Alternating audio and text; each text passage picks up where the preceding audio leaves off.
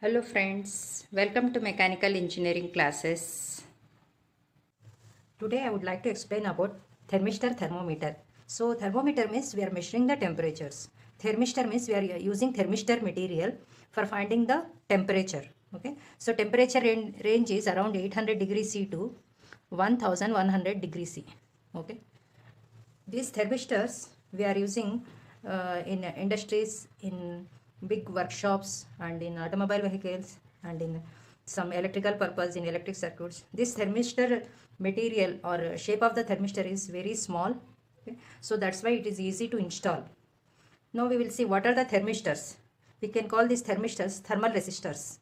Okay. So here these thermistors will change its resistance when we are heating. Okay. The basic principle of using these thermistors are in the circuit. If we are increasing the temperature of this thermistor, its resistance is changing. That change in resistance measure the temperature. Okay, so that is a basic principle is using the thermistors. So here thermistors are very small in shape, like we are using the tablets for medical purpose. The shape of the thermistor is like a tablet. Okay, so what are the materials we are using for thermistors? We are using powders in terms of powders, oxides of powders. Okay, it may be copper oxide powder or iron oxide powder or uranium oxide powder or nickel oxide powder. No, we are using the metallic powders. We are taking in one container these powders. Here we need to add some binders for getting the particular shape of it. Now we have to mix with binder. We have to take the mixture, whatever mixture in the with the binder, it is binding material. Now after that we have to keep in mold. Okay, we have to keep this material in mold. If you want to take the shape of the final thermistor is in rectangular form, we have to take in a rectangular mold. If should in the form of circular one, we have to take the mold is in the form of circular shape like this.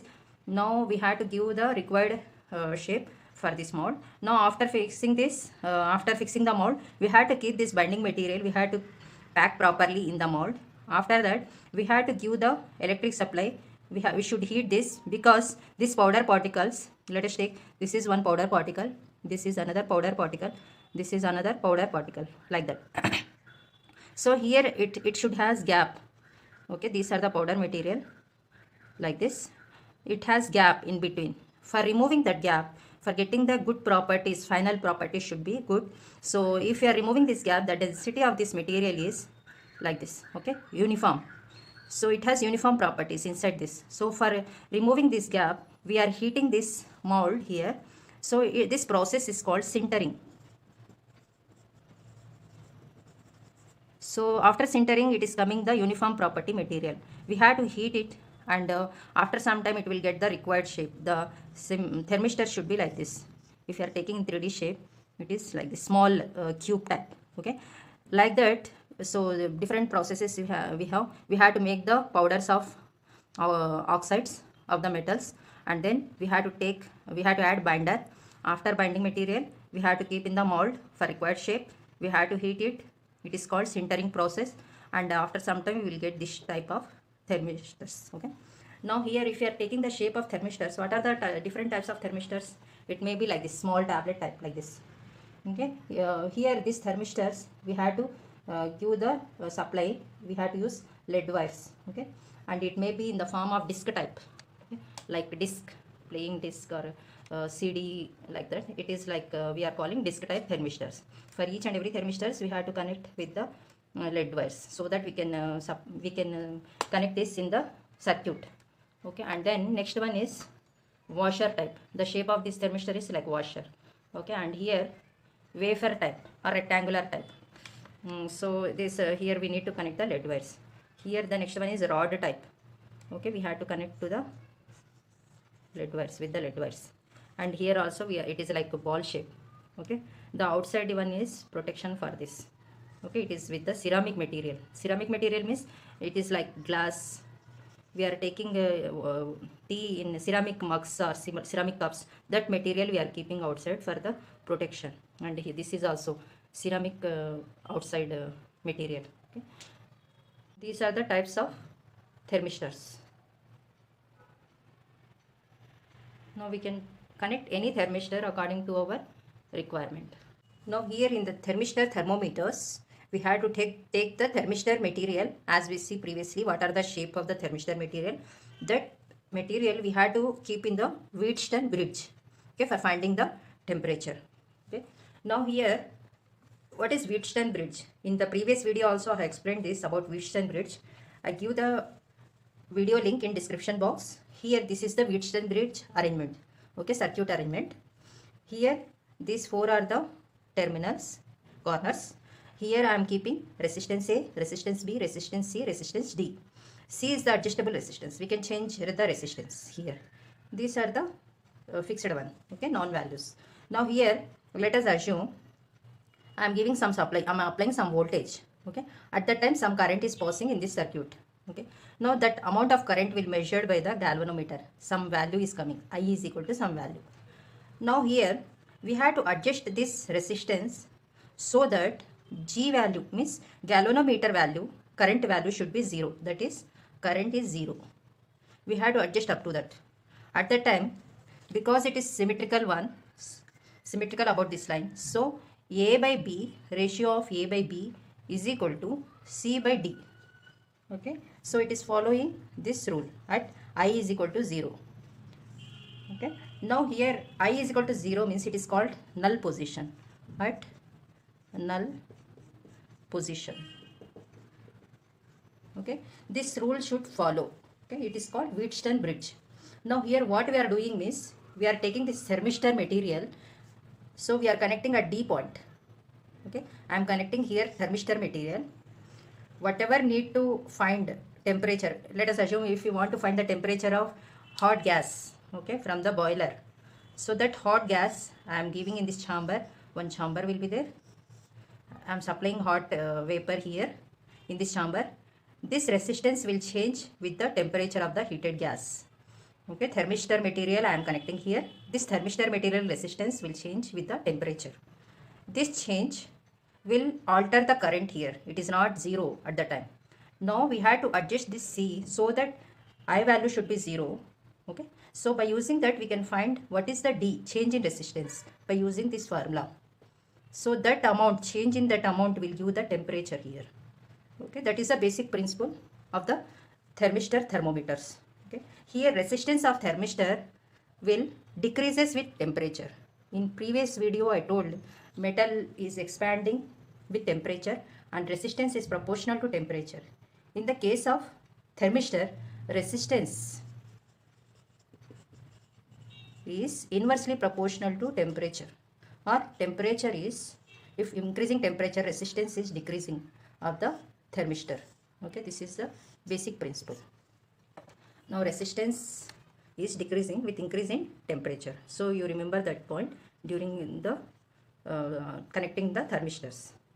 Let us see how to connect the thermistor in the Wheatstone bridge. I am connecting this thermistor, disc type thermistor, means round thermistor, to one of the resistance of the Wheatstone bridge. Okay, we need to supply some gases or vapor which we want to find the temperature. Okay, hot gases here in this region. Because of that its resistance is changing, thermistor resistance is changing. Okay, here, so current is passing here, so we need to change this so that current should be 0, means it should be at null position. So change it, and now take this formula. A value is non-value, A by B. This is B value also non-value. This is C, adjustable resistance, we can find by using the value here on the scale, C value. D we can find by using this all non-values. So D we want, D is equal to, if you are taking D is equal to C by B into A. Okay, so by using this we can find the D value. Okay, so this change in D means resistance will find the temperature, how much temperature it has. So this is the basic principle of this thermometers of thermistors. Okay, let us see what are the advantages, what are the disadvantages of this. If you are taking the applications of thermistors, it has good sensitivity so that we can measure the temperature range 800 degrees to 1100 degree centigrade. So we are using this thermistor in circuits, so we can use in electronic equipment also. Okay, and we can use in circuits also. Okay, and now this one next application is, it can also find thermal conductivity. Thermal conductivity means C it is. So how much heat is passing through the material. Okay, that is called property of material. It is called thermal conductivity.